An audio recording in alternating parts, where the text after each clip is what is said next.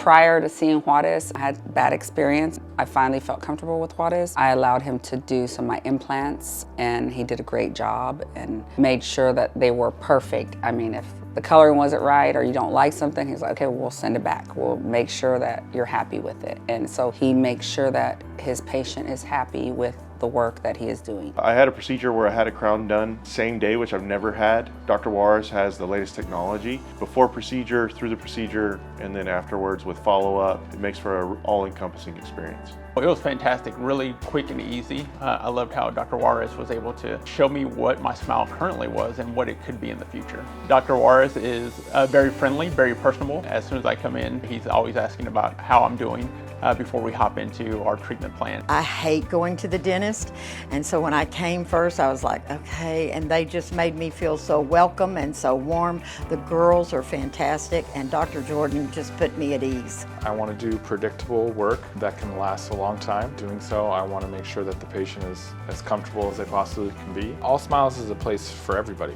Doing so, I want to make sure that the patient is as comfortable as they possibly can be.